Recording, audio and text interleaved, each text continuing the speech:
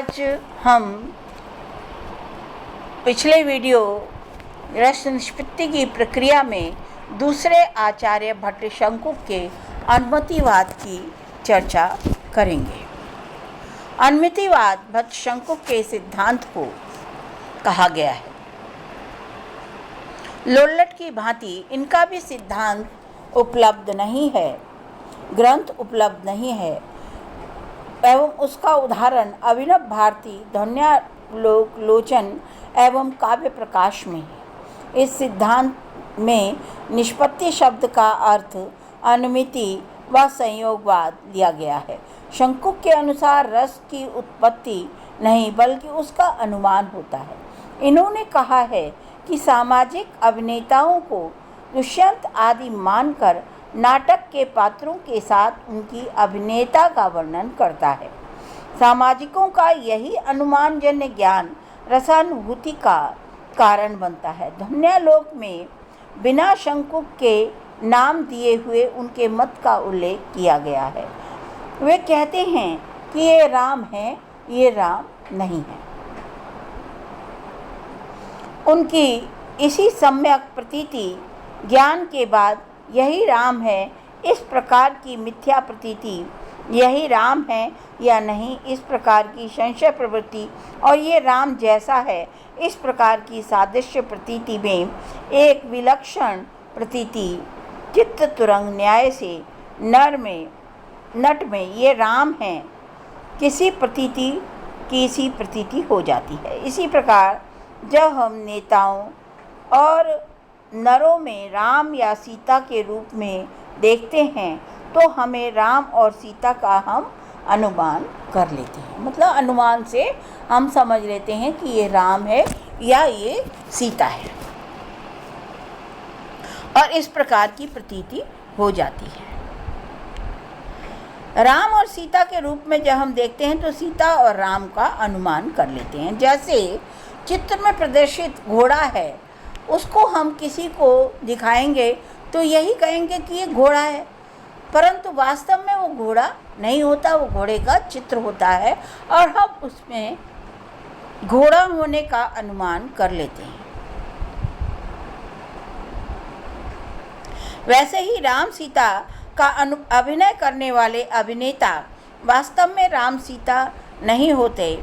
लगातार कठिन प्रयास से, अभ्यास से वो राम सीता का अनुभव बिल्कुल वास्तविक सा करते हैं और योग्य शिक्षा सतत अभ्यास के कारण अभिनेता अभिनय में इतने पारंगत हो जाते हैं कि वो अभिनय करते करते उनको ये प्रतीति ही नहीं रहती कि वे राम सीता नहीं हैं।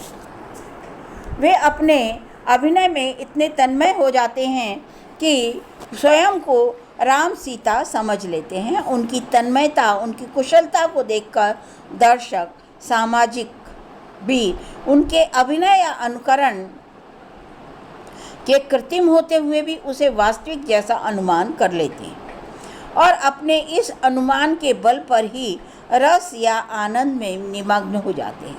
अतः चित्त तुरंग न्याय से अभिनेता का राम या सीता से तादात्म्य करके उसके अनुभव आदि के द्वारा अनुमापक संबंध से सामाजिकों या दर्शकों को रस की अनुमिति होना ही अनुमितिवाद कहलाता है। आचार्य शंकुक के अनुमितिवाद का अनुशीलन करने पर ज्ञात हो जाता है कि इस मत में प्रमुख दो बातों पर बल दिया गया है। एक तो अनुकरण और दूसरा अनुमान। अनुकरण की पूर्णता निर्दोषता के कारण ही प्रेषक को नर में स्थायी भाव का अनुमान होता है। अनुमान हम मिथ्या आधार पर ही करते हैं। जब हम अनुमान के सहारे एक बात कहते हैं तो ये भूल जाते हैं कि अनुमान में से वास्तविकता का ज्ञान नहीं होता। अनुमान तो बुद्धि का एक विषय होता है, क्योंकि हम जब किसी स्थान पर धुआं उठते देखते हैं तो वहाँ आग होने का अनुमान कर लेते हैं, परंतु जरूरी तो नहीं कि वहाँ पर आग ही हो, ये मिथ्या अनुमान भी हो सकता है। तो अन्य आचार्यों का कहना है कि अनुमान के आधार पर आनंद की प्राप्ति कैसे होगी। इस तरह से आनंद की प्राप्ति संभव नहीं है। आनंद की प्राप्ति तो प्रत्यक्ष अनुभव के आधार पर होती है। किसी भी वस्तु का अनुमान करके आनंद की प्राप्ति संभव नहीं है। इस प्रकार रति आदि भावों की प्रतीति अनुमान द्वारा संभव नहीं है। अनुमान से होने वाला ज्ञान परोक्ष होता है, साक्षात नहीं होता।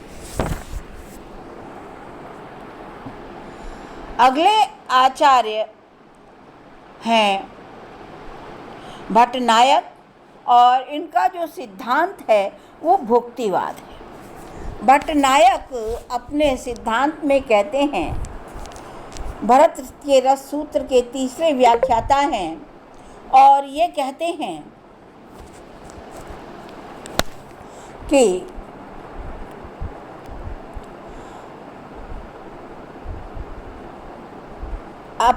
अपने पूर्ववर्ती आचार्यों के मतों का खंडन करते हुए कहते हैं, ना तो रस की उत्पत्ति होती है, ना ही रस की अनुमिति होती है, बल्कि रस उसकी भुक्ति होती है। इनके अनुसार विभावादिकों के द्वारा भोज्य भोजक संबंध से सामाजिक को रस का भोग या आस्वादन होता है।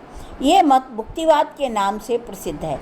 अतः इस मत का आख्यान करते हुए भट्टनायक ने कहा है कि काव्य शब्द काव्य व्यापार है। इस शब्दात्मक काव्य की 3 शक्तियाँ हैं जिसके द्वारा रस का बोध होता है। वे अभिधा, लक्षणा, भावकत्व, भोजकत्व। अभिधा आदि लक्षणा से भावकत्व या भावना व्यापार को विलक्षण शक्ति स्वीकार किया है। अभिधा के द्वारा काव्य में शाब्दिक अर्थ का ज्ञान होता है।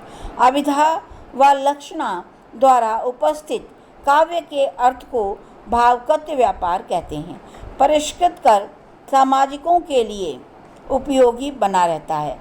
प्रस्तुत काव्यार्थ विशेष नायिका नायक के प्रेम कहानी के रूप में उपस्थित होकर व्यक्ति विशेष से संबंधित हो जाता है। अतः उस प्रेम कथा को समान से संबंधित हो जाता है। अतः उस प्रेम कथा को समान के लिए बहुत उपयोगी, समाज के लिए बहुत उपयोगी नहीं माना जाता। अतः शब्द भागवत व्यापार के द्वारा वह विशेष संबंध रूढ़ होकर साधारणीकृत हो जाता है। अतः उसमें सीता आदि नायिकाएं अपने व्यक्तिगत संबंध से दूर हटकर सामान्यतः नायिका के रूप में उपस्थित हो जाती हैं।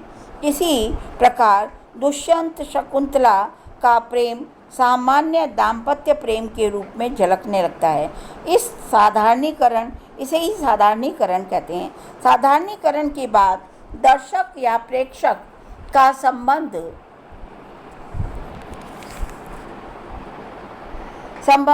उस काव्य से स्थापित हो जाता है और वहाँ सामाजिक अपने रूपों में अनुरूप कथा को पात्र अपने को कथा का पात्र समझ लेता है।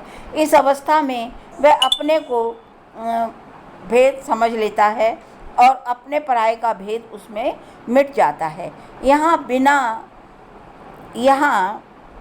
भावना भाव्य व्यापार द्वारा ये क्रिया संपन्न होती है। भट्टनायक की तीसरी जो व्याख्या है, भट्टनायक की व्याख्या में तीसरी कथा भोजकत्व भोजन और भोजकत्व की है। भोजकत्व का अर्थ है रजोगुण तमोगुण से अभिभूत होकर सतोगुण का प्रादुर्भाव। सतोगुण के प्रादुर्भाव से उत्पन्न आनंद स्वरूप ज्ञान ही भोग है। अर्थात आत्मा में विश्राम करके जिसके द्वारा हम रस का अनुभव करते हैं, आत्मानंद में वह विश्राम करके जिसके द्वारा हम रस का अनुभव करते हैं, भावना के प्रभाव से साधारणीकृत विभावादि से आनंदित होने के योग को भोग व्यापार कहते हैं। आस्वादन या आनंद अनुभव अन्य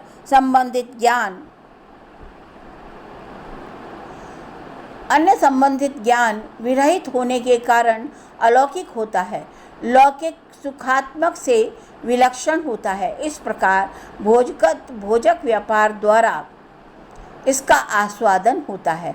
भट्टनायक ने रस निष्पत्ति शब्द का अर्थ भोग किया है एवं विभावादि को बताया है। विभावादि स्थायी भाव के भोजक हैं, अतः स्थायी भाव भोज्य है। स्थायी भाव का भोग विभावादि के द्वारा होता है। भट्टनायक भुक्तिवाद बड़ा ही मनोवैज्ञानिक प्रतीत होता है, क्योंकि इस प्रक्रिया में क्रमिक सोपानों को जितना सटीक विवेचन किया गया है वैसा किसी पूर्ववर्ती आचार्य ने नहीं किया। अतः ये सिद्धांत बड़ा ही उनकी महत्वपूर्ण देन है।